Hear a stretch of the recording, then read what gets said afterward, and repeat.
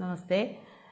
നമ്മൾ വിശാരദ ഉത്തരാർദ്ധത്തിലുള്ള ആധുനിക് കാവ്യഖണ്ഡിലെ 5-ാമത്തെ പാഠം ശ്രീ ജയശങ്കർ പ്രസാദ് ജി എഴുതിയിരിക്കുന്ന കാർലിയ കാ ഗീത് എന്നാണ് നോക്കുന്നത്. ഇതിൽ അദ്ദേഹത്തിൻ്റെ 3 എണ്ണമാണ് പഠിക്കാനുള്ളത്. അതിൽ ആദ്യത്തേത് കാർലിയ കാ ഗീത്. कार्लिया कविता का सारांश. कार्लिया का गीत श्री जयशंकर प्रसाद से रचित चंद्रगुप्त नाटक का एक प्रसिद्ध गीत है कार्लिया का गीत. सेल्यूकस की पुत्री कार्लिया मधुरमय भारत की विशेषता का गायन इस प्रकार करती है. ശ്രീ ജയശങ്കർ പ്രസാദ് ജി രചിച്ചിരിക്കുന്ന ചന്ദ്രഗുപ്ത് നാടകത്തിലെ ഒരു പ്രസിദ്ധമായ ഗീതമാണ് കാർലിയ കാ ഗീത്. സെല്യൂക്കസിൻ്റെ മകളായ കാർലിയ തൻ്റെ മധുരമായിട്ടുള്ള ആ ശബ്ദത്തിൽ ഭാരതത്തിൻ്റെ വിശേഷതയെക്കുറിച്ച് ഇപ്രകാരം ഇതിലൂടെ പാടുന്നു. मधुमय देश हमारा प्यारा भारत देश मधुमय प्रदेश है. यहाँ पहुँचने पर अनजान को भी सहारा मिल जाता है. भारती करुणामय है. अनजान की भी सहायता जरूर करते हैं. यह भूमि सदा अमृतमयी है. इसके गर्भ में सोना आदि बहुमूल्य वस्तु है. अपनी हरियाली के कारण भारत देश सबके जीवन पर मंगल कुंकुम छिड़काती है. यहाँ की प्रकृति मधुरमय है. शीतल पर्वत के सहारे पक्षी यहाँ स्वतंत्र रूप से इंद्रधनुष के समान उड़ते हैं. നമ്മളുടെ പ്രിയപ്പെട്ട ഭാരതം വളരെയധികം മധുമയമായ പ്രദേശമാണ്. ഇവിടെ എത്തുന്ന എത്ര അറിയാത്തവർക്ക് പോലും ഒരാശ്രയം ലഭിക്കുന്നു. ഭാരതീയർ കരുണ നിറഞ്ഞവരാണ്. അറിയാത്തവരെ പോലും തീർച്ചയായും സഹായിക്കുന്നു. ഈ ഭൂമി എന്നും അമൃതമായിട്ടുള്ളതാണ്. ഇതിൻ്റെ ഉൾഭാഗങ്ങളിൽ സ്വർണം മുതലായ ബഹുമൂല്യമായ വസ്തുക്കൾ കാണാൻ കഴിയുന്നു. തൻ്റെ ആ പച്ച നിറം കാരണം ഭാരതദേശം എല്ലാവരുടെ ജീവിതത്തിനും മംഗളത്തിൻ്റേതായിട്ടുള്ള ആ കുങ്കുമമാണ് വർഷിക്കുന്നത്. ഇവിടുത്തെ പ്രകൃതി വളരെയധികം മധുരമയമായിട്ടുള്ളതാണ്. ശീതളമായ ആ പർവ്വതങ്ങളുടെ ആശ്രയത്തിൽ പക്ഷികൾ ഇവിടെ സ്വതന്ത്രമായ രൂപത്തിൽ ഇന്ദ്രധനുഷിനെ പോലെ മഴവില്ലിനെ പോലെ പറന്ന് കളിക്കുകയാണ് ചെയ്യുന്നത്.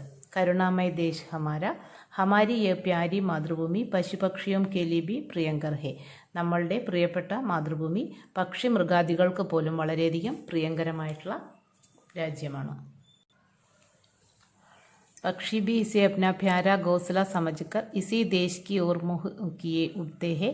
यहाँ के बादल भी करुणा से भरा हुआ है. भारती करुणामय है. यहाँ के समुद्र की लहरें भारत माता के चरण छूकर आनंद का अनुभव करती है.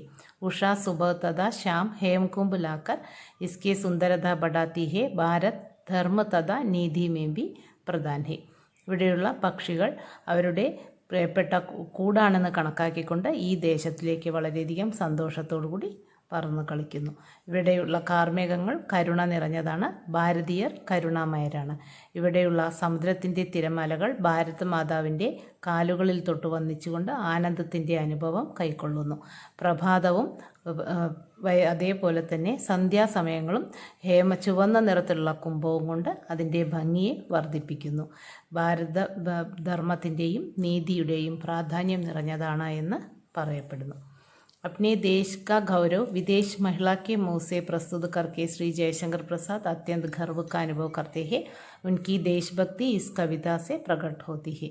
തൻ്റെ ദേശത്തിൻ്റെ അഭിമാനം വിദേശീയരായിട്ടുള്ള ഒരു സ്ത്രീയുടെ വായിൽ നിന്നും ചിത്രീകരിക്കുന്നതിൽ ശ്രീ ജയശങ്കർ പ്രസാദ് വളരെയധികം അഭിമാനം കൊള്ളുന്ന ഒരു അനുഭവമാണ് ഇവിടെ കാണുന്നത്. അദ്ദേഹം ദേശഭക്തിയോടുകൂടിയാണ് ഈ കവിതയെ ഇവിടെ പ്രകടമാക്കിയിരിക്കുന്നത്. ഇതിൽ 2-ാമത്തെ കവിതയാണ് ജയശങ്കർ പ്രസാദ് ജിയുടെ ആൻസു. ആൻസു കവിത കാ സാരാംശ്. ആൻസു എന്ന് വെച്ചാൽ കണ്ണുനീർ. श्री जयशंकर प्रसाद की अधिमनोहर रचनाओं से एक है आंसू. यह एक गीति काव्य है. इसमें व्यक्तिगत अनुभूतियों का വർണ്ണൻ ഹെ. ശ്രീ ജയശങ്കർ പ്രസാദ് ജിയുടെ മനോഹരമായ രചനകളിൽ ഒന്നാണ് ആൻസു. അതൊരു ഗീതി കാവ്യമാണ്. അതിൽ വ്യക്തിഗതമായ അനുഭൂതികളെയാണ് അദ്ദേഹം വർണ്ണിക്കുന്നത്. प्रियतम का आगमन.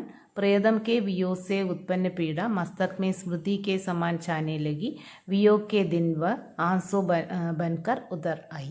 पहले बार देखते ही प्रियतम परिचित सा लगने लगे.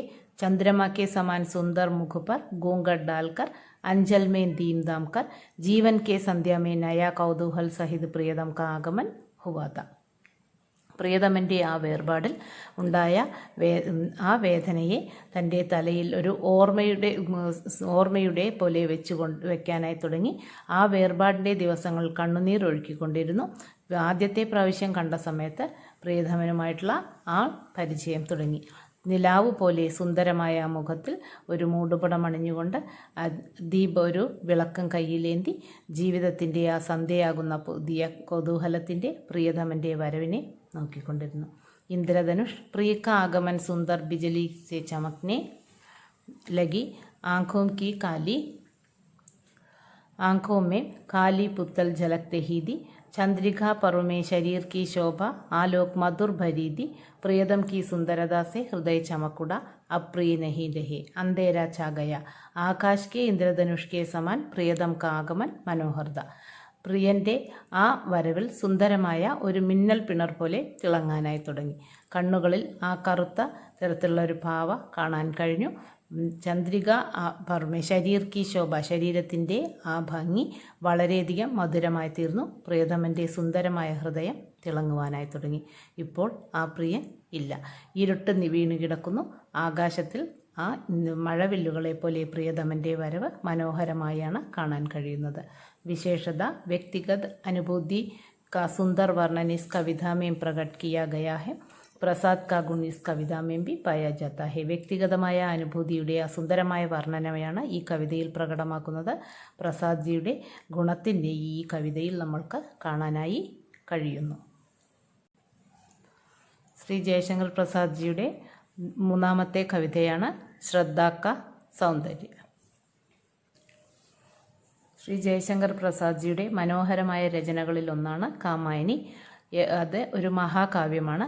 അതിൽ ശ്രദ്ധയുടെ സൗന്ദര്യത്തെ വളരെയധികം മനോഹരമായ രീതിയിൽ തന്നെയാണ് അദ്ദേഹം ചിത്രീകരിച്ചിരിക്കുന്നത്. ശ്രദ്ധ मनु की आंखों के लिए श्रद्धा सौंदर्य का ही दूसरा रूप दिख रही थी. श्रद्धा पुष्पों से लदी लता के समान घने मेघों के बीच प्रज्वलित चांद के समान दिख रही थी.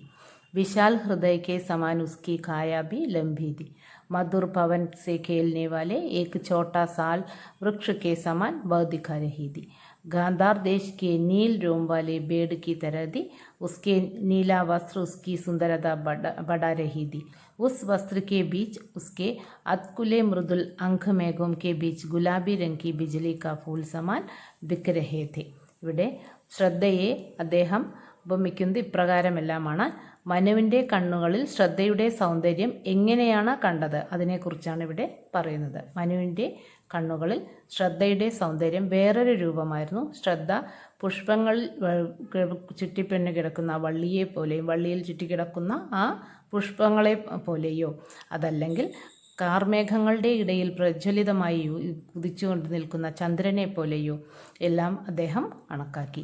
വിശാലമായ ഹൃദയത്തിൻ്റെ അതിൽ വളരെ വലിയൊരു ശരീരത്തെ പോലെ, മധുരമായ കാറ്റിൽ കളിച്ചുകൊണ്ടിരിക്കുന്ന ഒരു ചെറിയ വൃക്ഷത്തെ പോലെ, ഗാന്ധാരദേശത്തിലെ നീലരോമുള്ള ചെമ്മരിയാടിനെ പോലെയും നീലവസ്ത്രങ്ങളിൽ ആ സുന്ദരത അവളുടെ വർദ്ധിപ്പിച്ചു എന്ന് മനുവിന് തോന്നിപ്പോകുന്നു. ആ വസ്ത്രത്തിൻ്റെ ഇടയിൽ അവളുടെ അമൃതലമായ ശരീരഭാഗം മേഘങ്ങളുടെ ഇടയിൽ റോസ് നിറത്തിലുള്ള ഒരു മിന്നൽ പിണറിനെ പോലെയോ അതല്ലെങ്കിൽ പൂവിനെ പോലെയോ കാണാൻ കഴിഞ്ഞിരുന്നു എന്നാണ് പറയുന്നത്. मुख और मुस्कान श्रद्धा का मुख ऐसा दिख रहा था घन श्याम के बीच में रवि प्रकाशमान था. उसके घुंघराले बालों के बीच उसकी छवि आकर्षित थी. उसकी मुस्कुराहट इतनी सुंदर थी अरुण की किरण कोपले पर विश्राम कर रहे हो. उसकी सुंदरता जड़ में भी स्फूर्ति लाने की काबिल थी. पराग शरीर मधु का आधार बनकर खड़ा था. उसकी मन की भावना भी मधुरमय थी. ശ്രദ്ധയുടെ മുഖത്തെ ഇപ്രകാരമാണ് കാണാൻ കഴിഞ്ഞിരുന്നത്. ഇരുണ്ട കാർമേഘങ്ങൾക്കിടയിൽ എങ്ങനെയാണോ സൂര്യൻ പ്രകാശിക്കുന്നത്, ആ ഇടതിങ്ങിയ ചുരുണ്ട മുടിയുടെ ഇടയിൽ ആ ഭംഗി വളരെയധികം ആകർഷിച്ചിരുന്നു. പുഞ്ചിരി എന്ന് പറയുന്നത് വളരെയധികം മനോഹരമായിരുന്നു. ആ സൂര്യൻ്റെ കിരണങ്ങളിൽ എങ്ങനെയാണോ ഒരു തളിരില വിശ്രമിക്കുന്നത് അതുപോലെയും സൗന്ദര്യമായിട്ടുള്ള ആ വേരുകളുടേതുള്ള ഒരു ഉണർവും കാണാനായി കഴിഞ്ഞു. ഒരു പൂമ്പൊടി ഏൽക്കുമ്പോൾ എങ്ങനെയാണോ ആ തേനിന് ആധാരമായി നിൽക്കുന്നത്, അങ്ങനെയുള്ള ഭാവനകളെല്ലാമാണ് ഇതിനെ മധുരമയമാക്കി തീർക്കുന്നത്. വിശേഷത ശ്രദ്ധാ के रूप का सुंदर वर्णन इस कविता में प्रकट किया गया है. प्रसाद का गुण इस कविता का भी पाया. जाता है. ശ്രദ്ധയുടെ ലാവണ്യം ഇതിൽ ഈ കവിതയിൽ പ്രകടമാക്കുന്നു. അതോടൊപ്പം തന്നെ പ്രസാദ്ജിയുടെ ആ ഗുണത്തിനെയും ഈ കവിതയിലൂടെ നമ്മൾക്ക് മനസ്സിലാക്കുവാനായി കഴിയുന്നു.